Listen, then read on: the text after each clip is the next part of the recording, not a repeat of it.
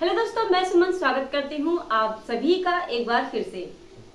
तो अब हम बात करेंगे क्लासेस स्टार्ट करने की। आज से हम आपके लिए लेकर आएंगे क्या, आपकी एसएसटी। तो एसएसटी में आपका ज्योग्राफी, पॉलिटी, आपका उसी में जो अगर जीएस की बात करें तो इकोनॉमी भी उसी में ऐड कर दूंगी मैं। तो यहाँ पर हम बात करेंगे, फोकस करेंगे ज्योग्राफी और पॉलिटी और हिस्ट्री पे।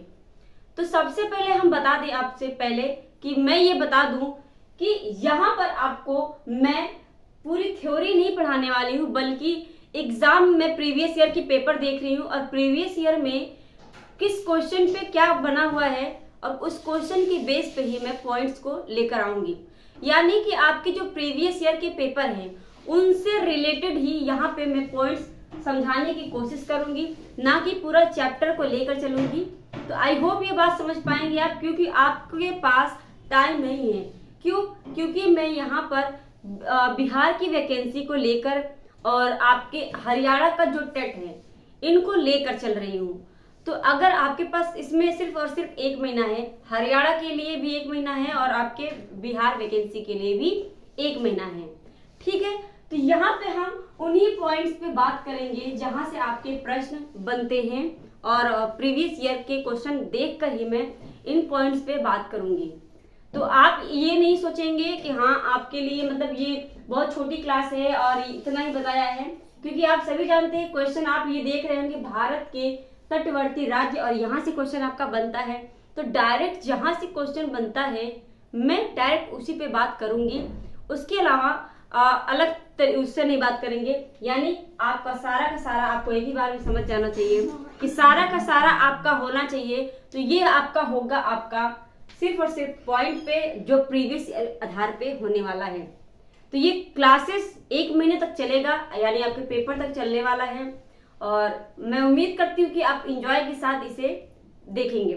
तो हम आज शुरुआत करेंगे पहला कि भारत के तटवर्ती राज्य कौन कौन से हैं। देखिए, भारत के तटवर्ती राज्य में 9 राज्य आते हैं और वो 9 राज्य कौन कौन हैं उन्हें हम देखेंगे।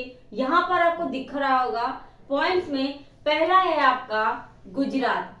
गुजरात आपका भारत में तटवर्तीय सीमा से लगने वाला सबसे लंबा सीमा, यानी तटीय सीमा सबसे ज्यादा गुजरात के साथ लगता है, ठीक है। जो समुद्री सीमा है गुजरात के साथ सबसे लंबा लगता है। उसके बाद आता है आपका आंध्र प्रदेश। अगर गुजरात नहीं होता है तो आपका आंध्र प्रदेश जो है आपका सेकेंड नंबर पे सबसे लंबी सीमा लगाता है। ये बात आपको समझ में आ गई। तो गुजरात हो गया, आंध्र प्रदेश हो गया, तमिलनाडु, उसके बाद आपका आता है तमिलनाडु, फिर आपका आ जाता है महाराष्ट्र। तो इस तरीके से मैंने पॉइंट्स को यहाँ पे रखा हुआ है। तो आपका जो है, और यहाँ पे आप पूछेगा, अगर पूछता है सबसे लंबी तटीय सीमा कौन बनाता है, समुद्री सीमा, तो आपका गुजरात हो जाएगा। अगर गुजरात नहीं है ऑप्शन में, आंध्र प्रदेश है, तो आप आंध्र प्रदेश पे लगाएंगे। लेकिन आपसे अगर पूछते कि सबसे छोटा समुद्री सीमा कौन सा राज्य लगाता है, तो ये आपका हो जाएगा गोवा सबसे छोटा सीमा लगाता है। लेकिन अगर गोवा नहीं है तो सेकंड आप किसको देंगे, प्रेफर करेंगे, तो ये हो जाएगा आपका पश्चिम बंगाल। तो अब हम बात करते हैं, पहला है आपका 9 राज्यों में गुजरात, दूसरा है आपका आंध्र प्रदेश, तीसरा है आपका तमिलनाडु, फिर महाराष्ट्र है, केरल है, उड़ीसा है, कर्नाटक है, पश्चिम बंगाल है और गोवा है।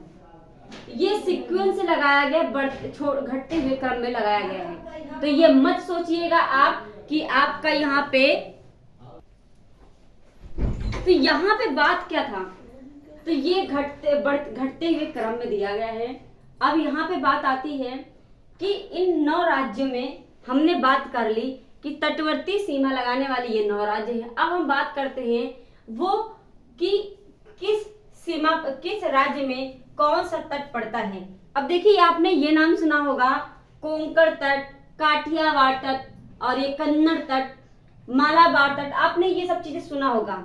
लेकिन इसके प्रश्न आपके बनते हैं, आप सभी जानते हैं, और ये प्रश्न आपको प्रैक्टिस में मिलता है, एक साथ आपको बहुत कम दिखने को मिलता है।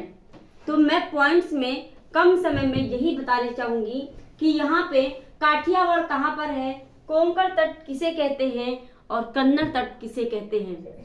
आपका यहाँ पे अगर बताएं तो सबसे पहले हम लेते हैं आपका काठियावाड़ तट, और काठियावाड़ तट आपका ये पड़ता है गुजरात के तट पर। यहाँ पर आप देख सकते हैं मैंने दर्शा दिया है, तो काठियावाड़ आपका गुजरात के तट पर पड़ता है।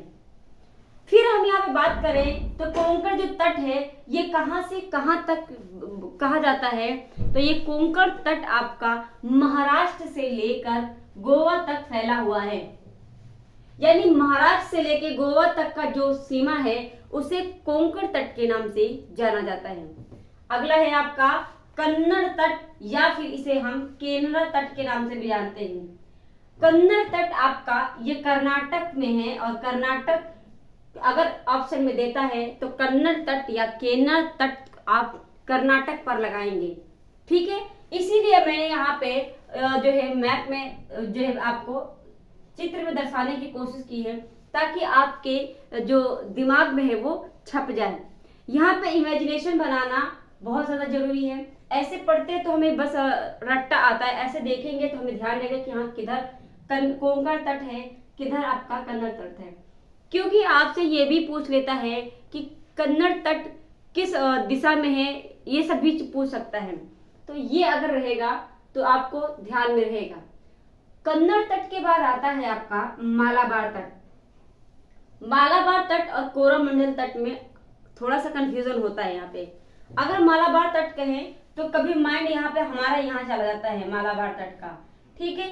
इसलिए यहाँ पे आप चित्र के माध्यम से देखें तो मालाबार तट आपका किस क्षेत्र में पड़ता है, तो ये केरल के क्षेत्र में पड़ता है मालाबार तट। उसके बाद आता है आपका तमिलनाडु तट, और तमिलनाडु तट को ही कोरोमंडल तट के नाम से जाना जाता है।